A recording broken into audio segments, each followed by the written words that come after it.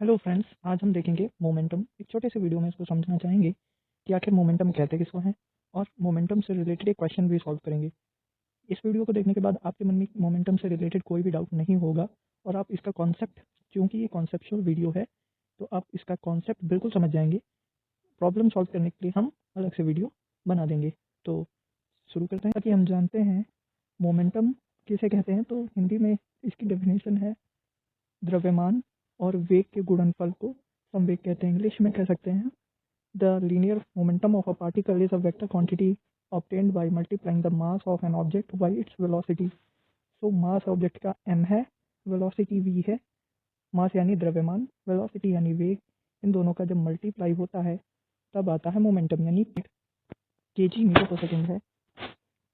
KG metre पर second है क्योंकि मास को केजी में मापते हैं और वेलोसिटी होती है मीटर पर सेकेंड, इसलिए केजी मीटर पर सेकेंड। और इसकी एक दूसरी भी यूनिट है जो कि हम फोर्स से निकालते हैं, क्योंकि फोर्स होता है dp/dt, यानी अगर मोमेंटम में चेंज होगा तो फोर्स अपने आप वहाँ पे उत्पन्न हो जाएगा या पैदा हो जाएगा। इसको हम एक एग्जांपल से समझेंगे जो कि लास्ट स्लाइड है। तो फॉर्मूला जो हम पढ़ते हैं, इस फॉर्मूले का वास्तविक एप्लीकेशन मोमेंटम में किस तरह है ये हम समझेंगे। F बराबर ma, जो कि न्यूटन का सेकंड लॉ है। Newton second law states that the rate of change of momentum of a body is directly proportional to force.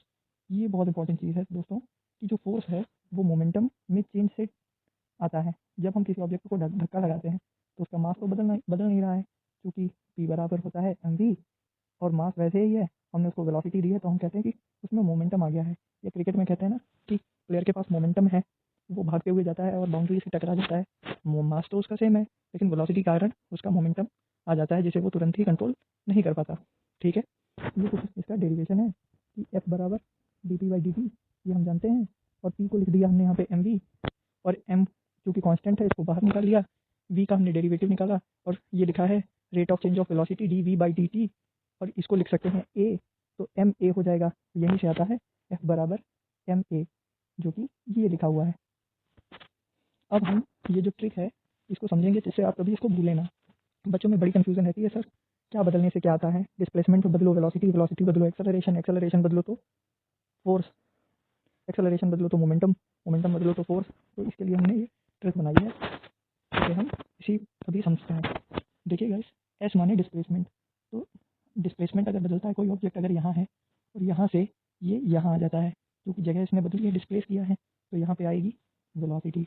Velocity अगर बदलेगी, मान लो कोई ऑब्जेक्ट पहले 2 मीटर पर सेकंड पे था और फिर 4 मीटर पर सेकंड पे हो गया, इसका मतलब उसने वेलोसिटी बदली है, इसका मतलब वो एक्सेलरेट किया है। ये बढ़ भी सकती है और घट भी सकती है, ठीक है ना। बदलना दोनों को ही कहेंगे। और फिर एक्सेलरेशन अगर बदले तो मोमेंटम, एक्सेलरेशन अगर ना भी हो, क्योंकि p बराबर होता है mv, जहाँ पे भी एक्सेलरेशन आएगा तो वहाँ पे वेलोसिटी मोमेंटम अपने आप आ जाएगा, क्योंकि हर ऑब्जेक्ट का मास तो होता ही है। हमें और किसी चीज़ की ज़रूरत है, तो ma, तो हमारे पास आ जाएगा फोर्स। और क्योंकि फोर्स क्या है, तो फोर्स तभी आएगा जब वहाँ पे कोई मोमेंटम होगा, क्योंकि F बराबर dp/dt। तो ये फोर्स भी हमको आ गया, मोमेंटम भी आ गया, एक्सेलरेशन भी पता चल गया। अगर आपको यह चीज़ समझने में कोई कंफ्यूजन हो तो इसी जो मैंने बोला है इसको आप दोबारा से देख लो, या कमेंट सेक्शन में मुझसे पूछ लो, मैं पर्सनली आपको समझा दूंगा। अब चलते हैं नेक्स्ट स्लाइड पर। तो यहाँ पे कुछ पॉइंट हैं जो आपको याद रखने हैं।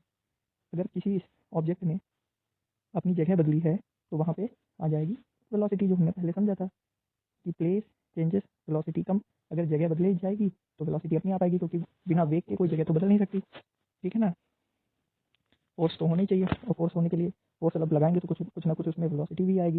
Velocity, okay. अगर आप वेलोसिटी और स्पीड में कंफ्यूज हैं तो हम इसके लिए भी दूसरा वीडियो डाल देंगे, आप वहाँ से देख सकते हैं।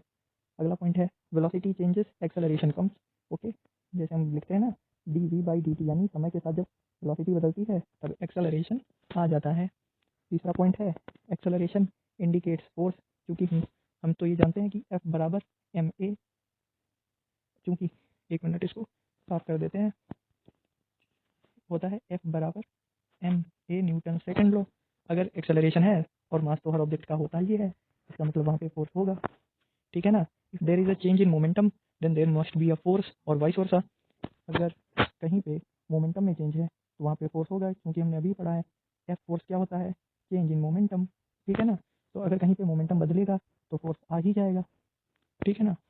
पर ये वाइस वर्सा ट्रू नहीं है, सॉरी, यहाँ पे मिस्टाइप हो गया है। वाइस वर्सा ट्रू इसलिए नहीं है क्योंकि अगर हम इसका इंटीग्रेशन कर देंगे तो यहाँ पे पी मोमेंटम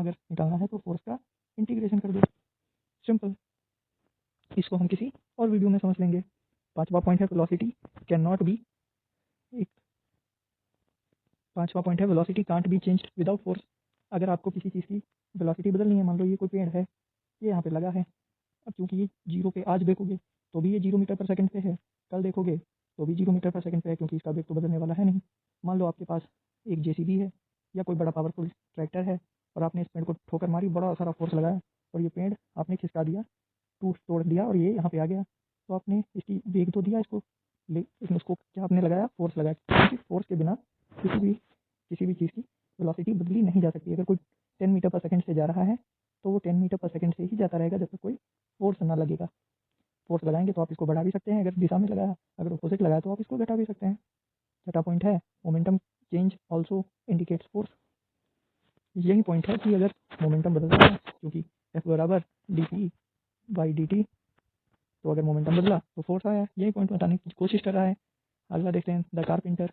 मोमेंटम का हमको सबसे अच्छा इस्तेमाल कहाँ मिलता है, अगर कोई कील ठोक रहा है दीवार में, तो देखो अगर इस कील पे ये हथौड़ी रख दे, अगर ये हथौड़ी रख दे तो कील अंदर क्यों नहीं जाती है, क्योंकि और उठा के मारता है तो कील मतलब कोई भी चीज़ हो अंदर चली जाएगी आराम से। ऐसा इसलिए होता है क्योंकि देखो मास तो इसका कांस्टेंट है, वो तो हिलाने से बदल नहीं रहा है। लेकिन पहले जो वेलोसिटी 0 थी तो मोमेंटम था नहीं, अब ये पीछे से हथौड़ी लेके आएगा यहाँ से और फिर एकदम मारेगा।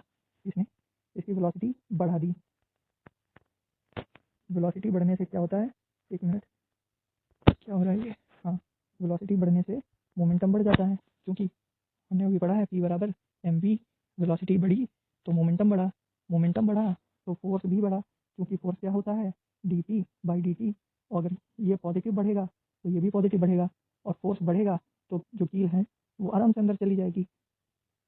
तो हम जाने अनजाने फिजिक्स का उपयोग करते हैं अपनी डेली लाइफ में। जैसे ही हम फुटबॉलर पीछे से दौड़ के आता है और मोमेंटम को ट्रांसफ़र करता है बॉल में, और बॉल बहुत दूर चल के जाती है, तो ये भी मोमेंटम का उदाहरण है।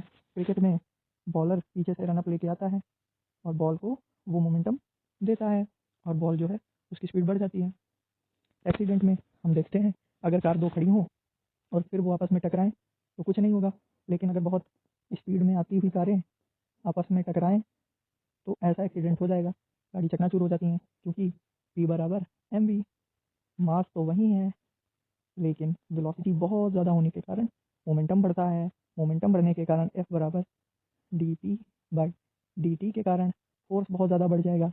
तो फोर्स बढ़ेगा तो दोनों साइड से बहुत ज़्यादा फोर्स लगेगा गाड़ियों पर और उनकी ये हालत हो जाएगी। अब हम मोमेंटम का फॉर्मूला देखते हैं। Law of conservation of momentum इसे कहते हैं, यानी संवेग संरक्षण का नियम। तो ये है वो फेमस फॉर्मूला, इसे आप याद कर लो। ये है m1u1 प्लस m2u2 बराबर m1v1 प्लस m2v2। अब ये m1 क्या है, u1 क्या है, m2 क्या है, u2 क्या है, ये यहाँ पे लिखा है। मान लो दो ऑब्जेक्ट हैं, ये और ये दोनों एक साइड आते हैं और आपस में टकरा जाते हैं। एक इधर चला जाता है, एक इधर चला जाता है। तो पहले ऑब्जेक्ट का मास मानो m1 है, दूसरे का m2 है। इसकी पहले वेलोसिटी थी u1 इनिशियल, एक मिनट ये कलर बदल देता हूँ। पहले वेलोसिटी थी u1 और दूसरे वाले ऑब्जेक्ट की पहले वेलोसिटी थी u2। बाद में पहले वाले ऑब्जेक्ट की वेलोसिटी हो गई v1 और बाद में दूसरे वाले ऑब्जेक्ट की वेलोसिटी हो गई v2।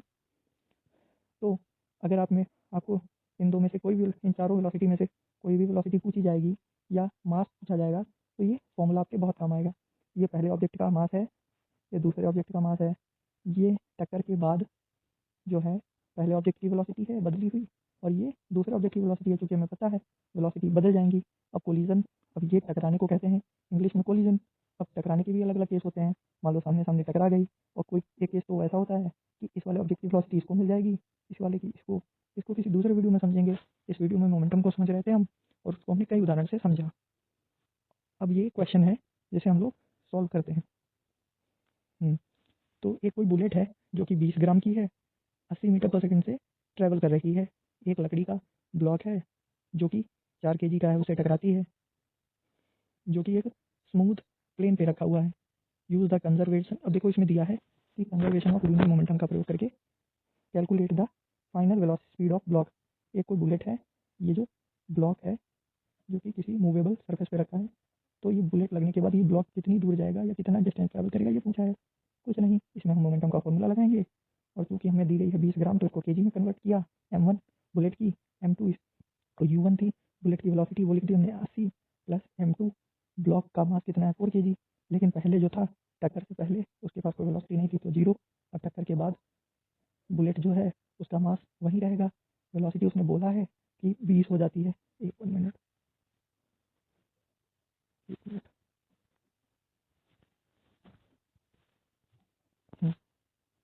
वेलोसिटी उसने बोली है कि 20 हो जाती है, तो वो वेलोसिटी लिख ली, और दूसरे ऑब्जेक्ट की टक्कर के बाद जो है वो